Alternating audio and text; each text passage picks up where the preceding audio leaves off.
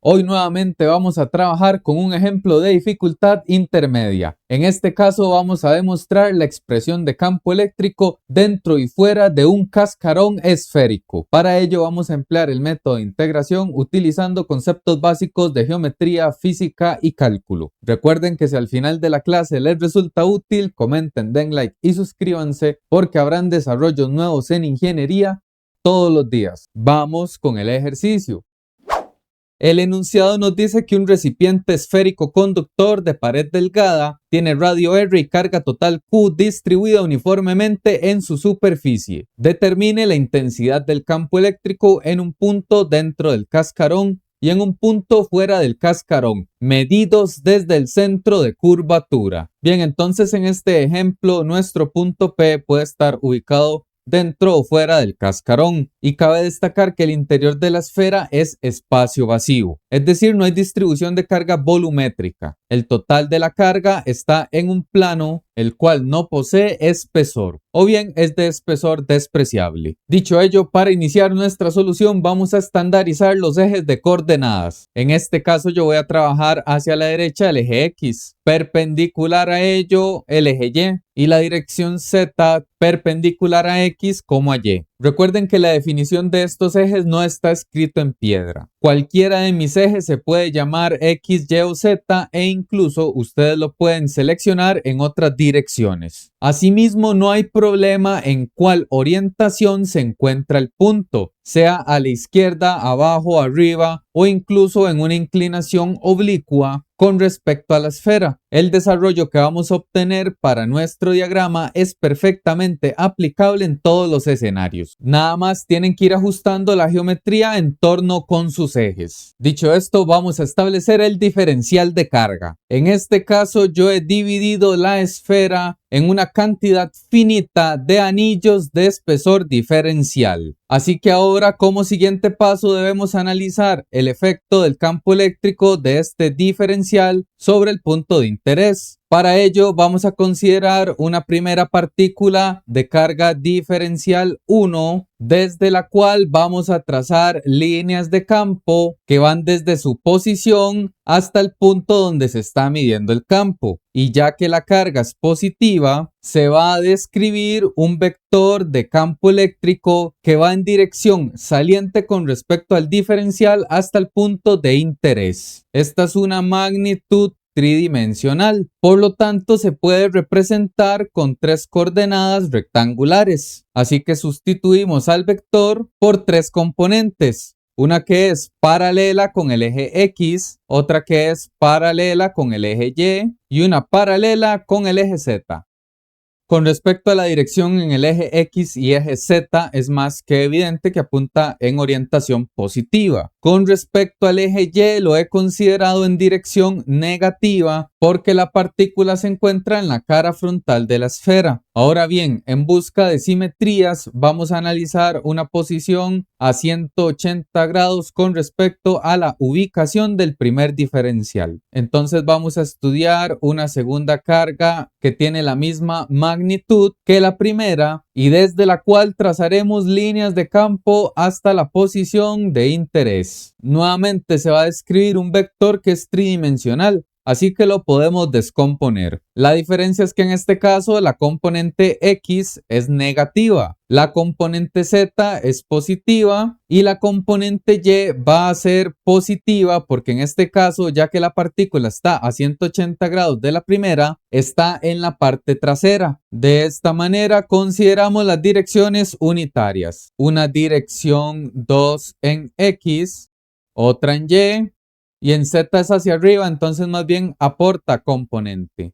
En esta etapa es más que evidente porque consideré dos posiciones del diferencial. Sin importar dónde se ubique la partícula, siempre existirá otra a 180 grados donde se va a anular el efecto de las componentes que sean perpendiculares con respecto al eje Z en este caso. Es decir, todas las componentes X van a tener un par en dirección contraria y con la misma magnitud. Asimismo en el caso del eje Y. Por lo tanto, todos los efectos de campo eléctrico que van en el plano XY se anulan. Entonces, en sentido formal, si el campo eléctrico debía ser un vector con tres componentes, se va a cumplir para nuestro caso que la sumatoria de todo el aporte de las componentes diferenciales, las cuales sean perpendiculares con respecto al eje Z, va a ser 0. Ello implica en nuestra estandarización que las componentes X serán 0, así como las componentes Y. Por lo tanto, nuestro análisis se reduce a estimar la componente Z del campo eléctrico producido por una esfera dentro y fuera de su superficie. Cabe destacar que yo dibujé el punto por fuera de la superficie. Si lo hubieran dibujado por dentro, los triángulos que se forman son exactamente los mismos y se va a cumplir que las componentes X y Y se cancelan. Ahora bien, para estudiar la componente Z del campo, basta con que analicemos una sola posición del diferencial. Así entonces, como siguiente etapa de cálculo, vamos a trabajar con miras en la componente Z. Para ello, lo primero que voy a hacer es considerar una vista en 2 dimensiones de la esfera. Voy a proyectarlo observando el plano ZX. En ese caso, vamos a ver cómo el diferencial representa el anillo que hemos establecido. Vamos a tomar el punto por fuera de la esfera. Sin embargo, si lo toman por dentro, toda la geometría es lo mismo. Entonces recordemos que en nuestro caso hay líneas de campo y una componente neta hacia arriba.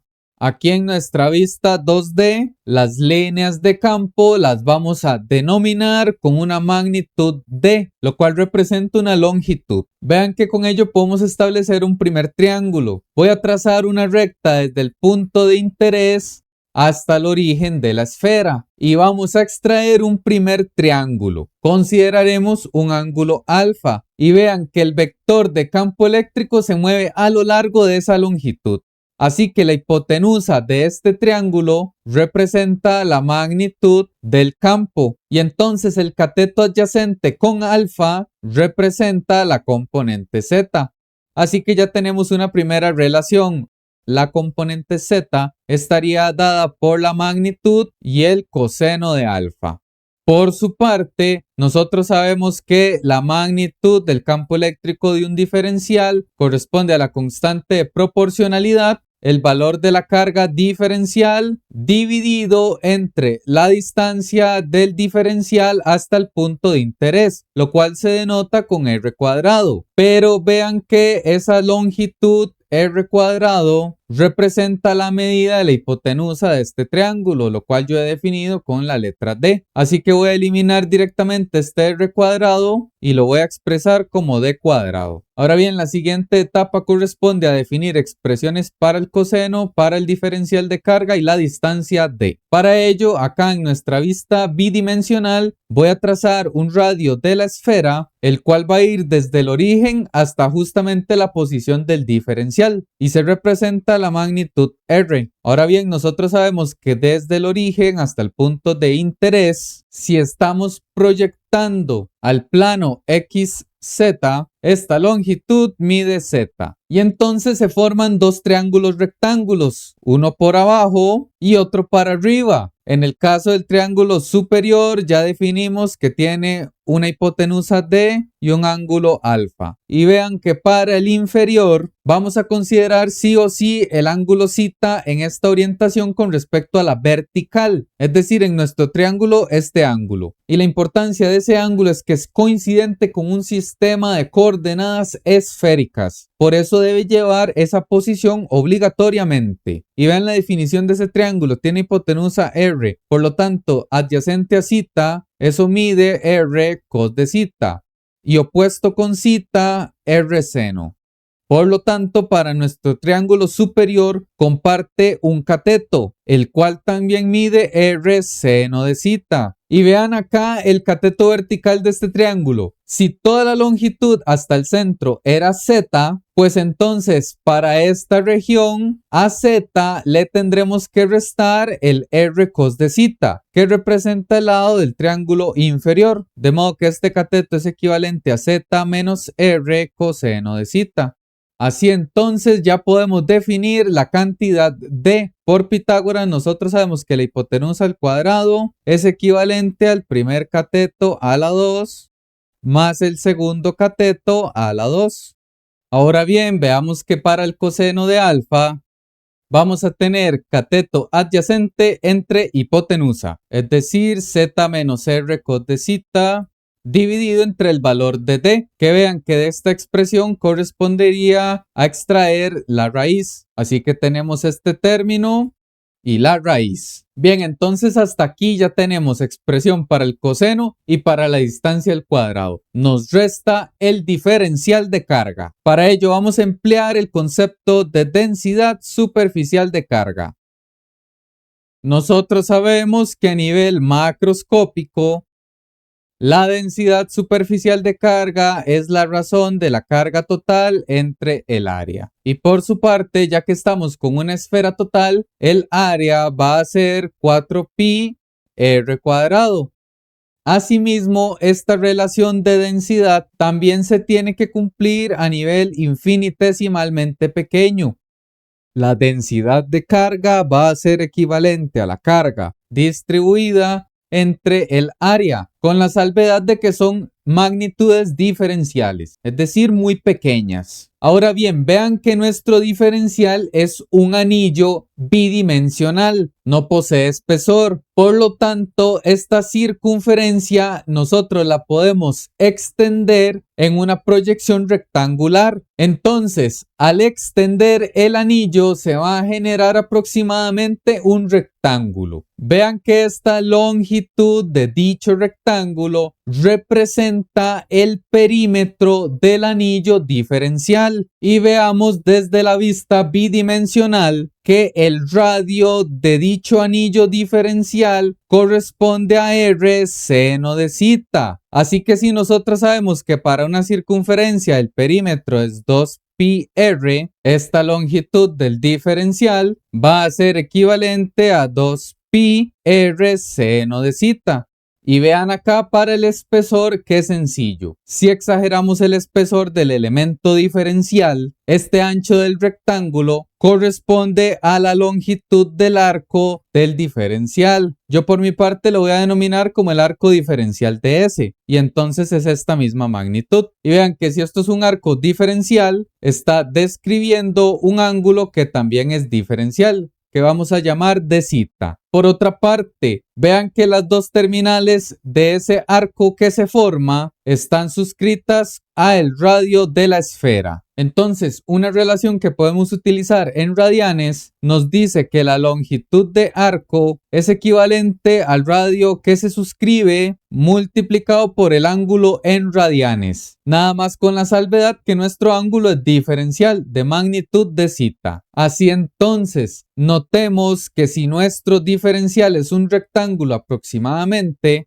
para estimar el área tenemos que ejecutar largo por ancho, es decir, este largo multiplicado por el ancho de S, que es equivalente a r de zeta. Con ello, el área diferencial es equivalente a 2pi r cuadrado seno de zeta de zeta. Y este resultado es muy importante porque ahora si la definición de la densidad despejamos el diferencial de carga, vamos a obtener que dq es equivalente a sigma por dA. Y ya que definimos la relación para sigma en términos de la carga macroscópica, podremos multiplicarlo por el área del diferencial. Y entonces se cancela pi con pi, r cuadrado con r cuadrado, y el 2 sobre 4 se simplifica a un medio. De esta manera, en coordenadas esféricas, la expresión del diferencial de carga es un medio de la carga total, seno de zeta de zeta. Y vamos a copiar esta expresión porque la emplearemos en la magnitud del campo. Me voy a devolver acá donde tenemos ley de Coulomb. Vean que ya con las expresiones determinadas podemos decir que la magnitud del campo eléctrico es equivalente a la constante de proporcionalidad por el de Q, el cual tenía esta expresión. Todo ello dividido entre la distancia d cuadrado, que tiene esta otra expresión.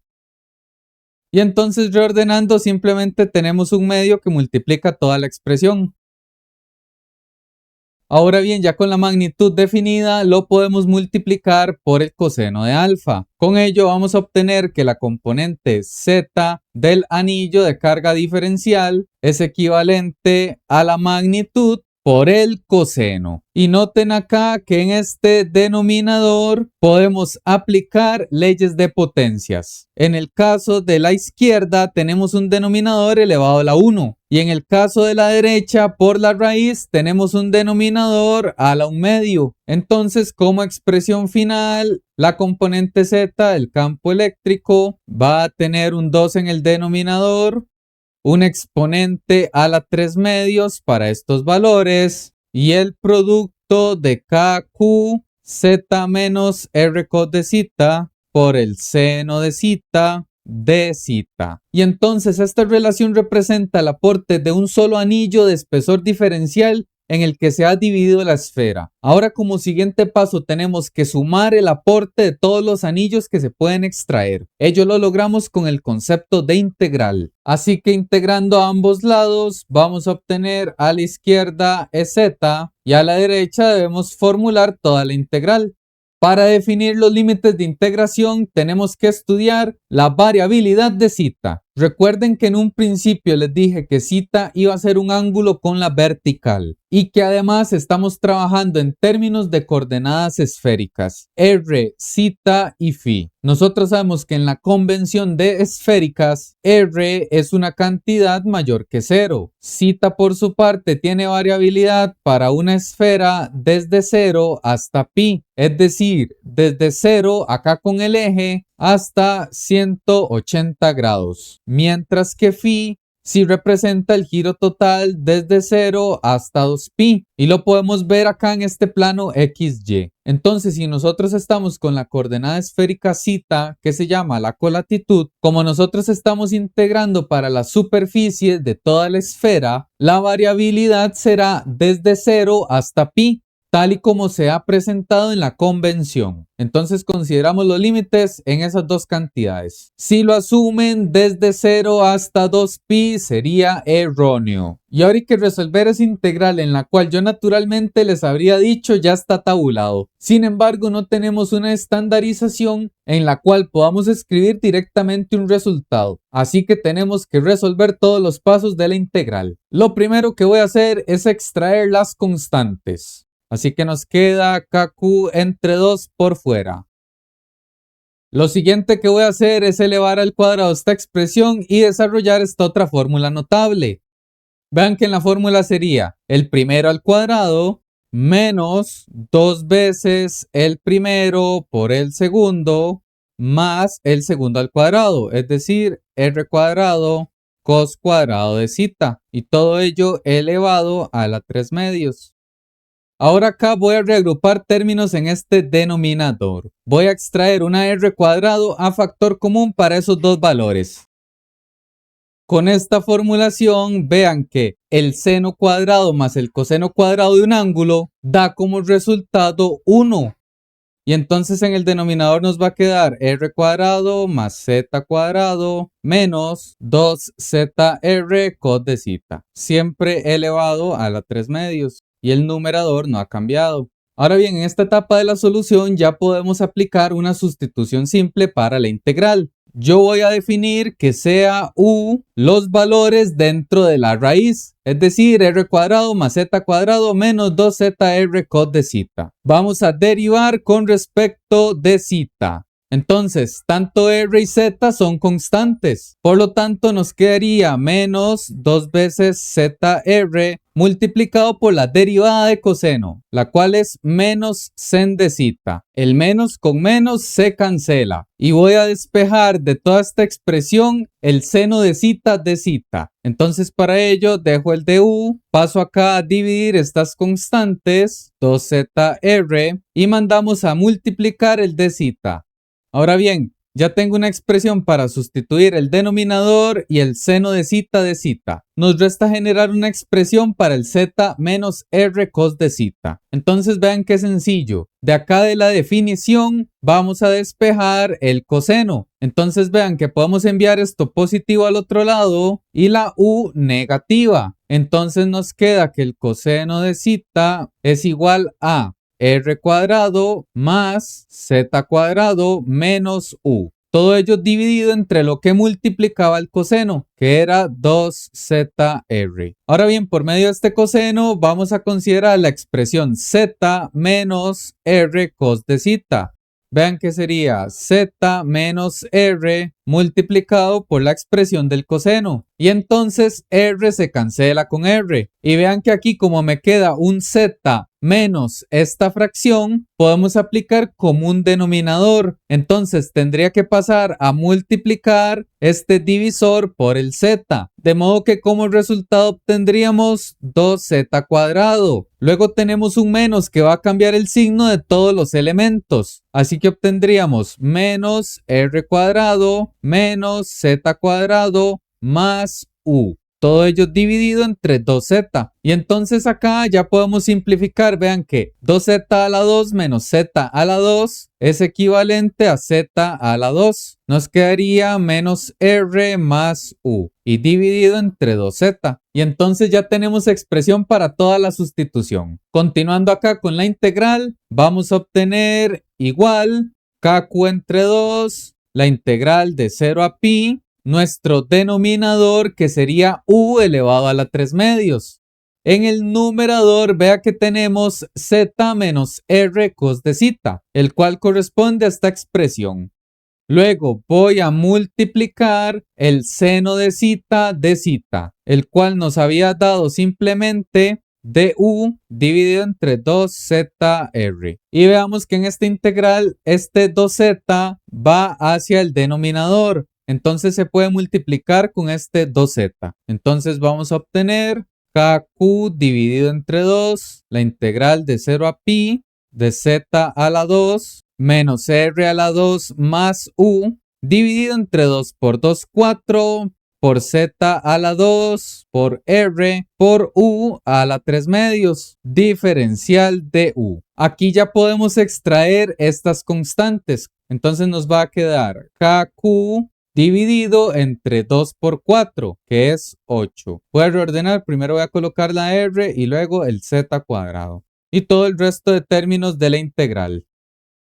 Y ya entonces aquí podemos resolver la integral muy fácilmente con cualquiera de los métodos conocidos. Vean yo por ejemplo lo que voy a hacer. Voy a suscribir un paréntesis después de las constantes y primero voy a tomar en cuenta la integral de 0 a pi del término z a la 2 menos r a la 2 dividido entre u a la 3 medios du. Y le voy a sumar la integral de u dividido entre u a la 3 medios de u, que también va a estar formulada de 0 a pi. Es decir, simplemente separé esta expresión en dos monomios. Y acá resolviendo, tenemos las constantes y el paréntesis. Veamos que para esta primera integral el numerador es constante, así que puede salir. Por su parte, el u a la 3 medios lo podemos transformar en u a la menos 3 medios en el numerador por propiedades de potencias. Y acá en la segunda integral, vean que tendríamos u a la 1 dividido entre u a la 3 medios. De modo que por propiedades de potencias se mantiene la base que es u y se restan los exponentes. Así que vamos a tener la integral de u a la 1 menos 3 medios, es decir, menos 1 medio. Aquí ya podemos hacer la integración de esas variables. Voy a bajar el conjunto de constantes y primero multiplicamos por la integral de u a la menos 3 medios. Entonces ello sería u a la menos 3 medios más 1, lo cual da como resultado menos 1 medio y pasa a dividir ese propio valor, menos 1 medio.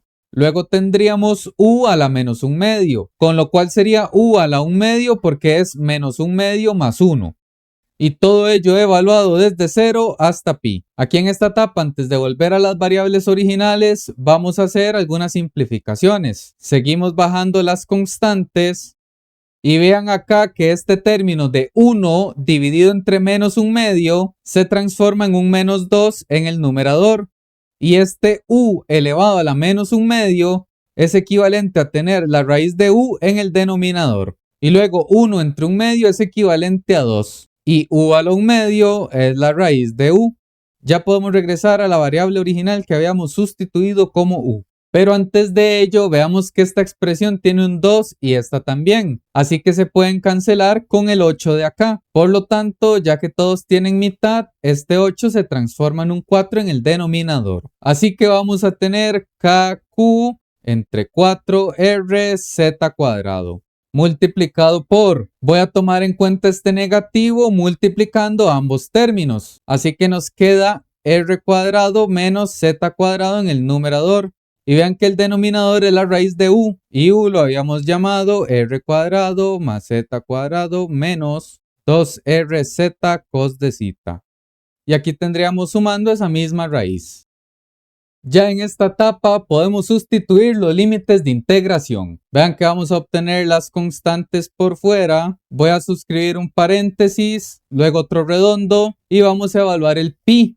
Entonces es equivalente a copiar toda esta expresión, pero en lugar de zeta, evaluar el ángulo pi. Cerramos el paréntesis redondo y restamos la evaluación del 0. Entonces igual copiamos la expresión y sustituimos el coseno de zeta por el coseno de 0. Y vean acá lo que se cumple. El coseno de pi es equivalente a menos 1. Y el coseno de 0 es 1. De modo que vamos a obtener las constantes, los dos paréntesis y por acá r cuadrado menos z cuadrado dividido entre la raíz de r cuadrado más z cuadrado más 2rz. Y es un más porque teníamos un menos y multiplicado por el menos 1 del cos de pi se convierte en más. Y colocamos la raíz. Vean que acá tendríamos que sumar exactamente esta misma raíz. Por su parte, en esta evaluación vamos a obtener exactamente la misma expresión que el lado izquierdo, con la diferencia de que acá el coseno era 1. Entonces, este 2 de la raíz es negativo. Como siguiente etapa vamos a utilizar fórmulas notables. Vean que estos elementos que están dentro de la raíz se pueden escribir como un trinomio cuadrado perfecto. Entonces, por ejemplo, en este primer caso, ello se puede simplificar como r más z elevado a la 2 en raíz. Y en el numerador tenemos r cuadrado menos z cuadrado, lo cual utilizando diferencia de cuadrados es equivalente a r más z multiplicado por r menos z. Vamos a tener r más z a la 2 en raíz. Vayamos eliminando los paréntesis. En este otro caso tendríamos negativo en el numerador r más z por r menos z. Mientras que en el denominador vamos a obtener r menos z elevado a la 2 en raíz. Y acá este otro término se vuelve negativo también y es la misma raíz, r menos z elevado a la 2 en raíz. Ahora bien, en esta etapa muchos podrían cometer el error de irse directamente a cancelar este elevado con la raíz, así como este elevado con esta otra raíz. Para hacer esas cancelaciones tenemos que tomar en cuenta elementos de matemática general. Ya acá en esta etapa podemos verificar la diferencia entre considerar un punto fuera de la superficie y otro por dentro. Entonces vamos a analizar qué sucede primero dentro del cascarón. Es decir, cuando z es una cantidad menor que el radio de la esfera. Lo que haremos es cancelar el elevado al cuadrado con cada una de las raíces, pero tomando en cuenta el valor absoluto. Entonces nos quedan las constantes.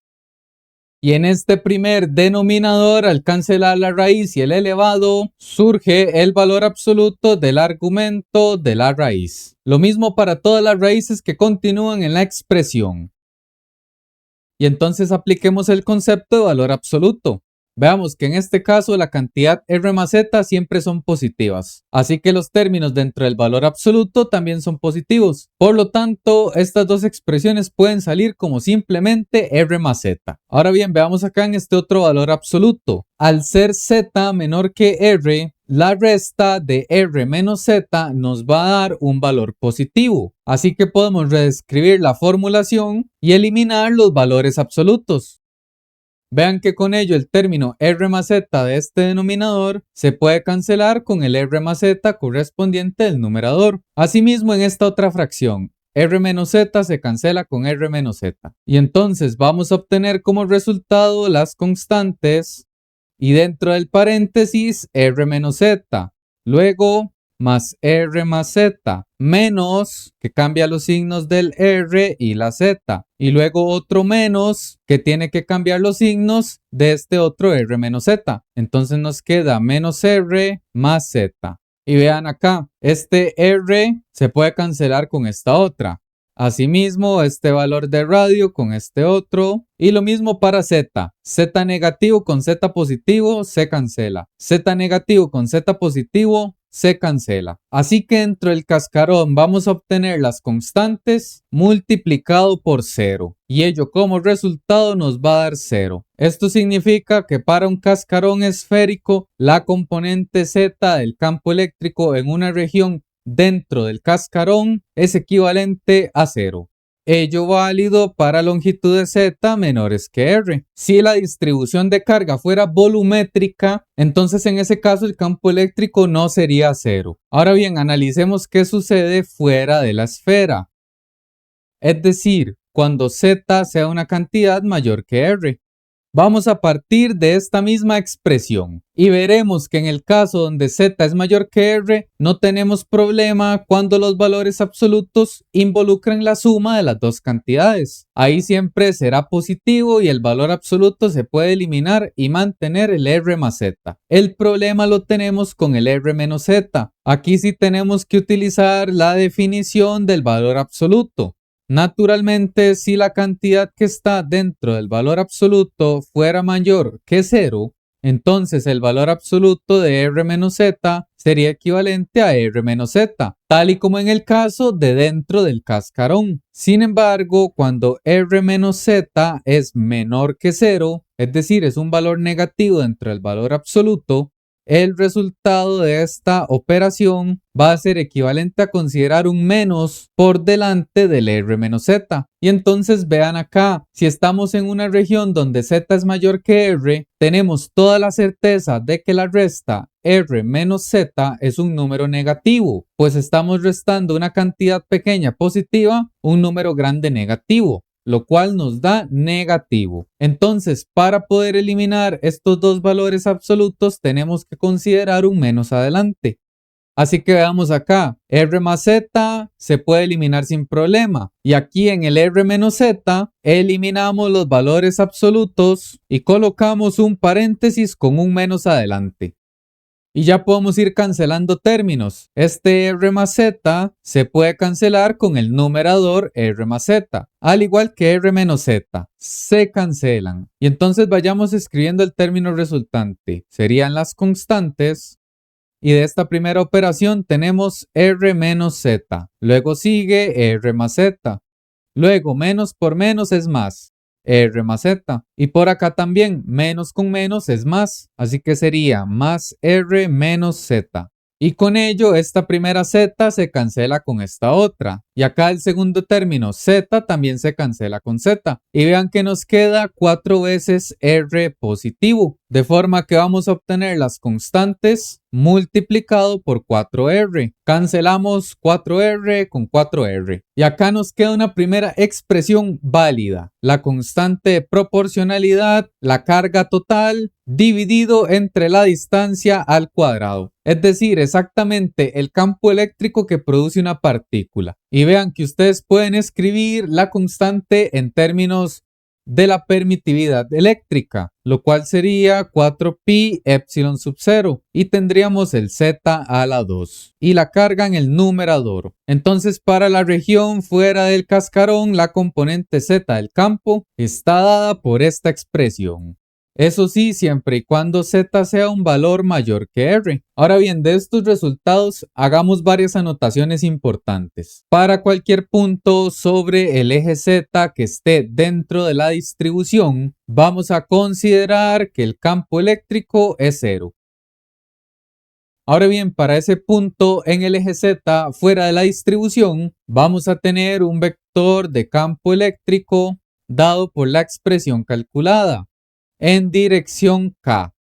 Sin embargo, nosotros podemos considerar las coordenadas esféricas para poder representar este resultado de mejor manera. Por ejemplo, si nosotros tenemos un punto en el espacio cualquiera que está fuera de la esfera, si consideramos una distancia radial desde su centro, vamos a tener que el campo eléctrico en ese punto es un vector saliente cuya magnitud es 4pi epsilon sub 0 r cuadrado en el denominador y q en el numerador, sabiendo que r representa la distancia entre el centro y el punto de interés, es decir, esta longitud. Y para la dirección de este vector, consideramos la dirección unitaria radial, que está positiva, lo que indica que es saliente con respecto al centro.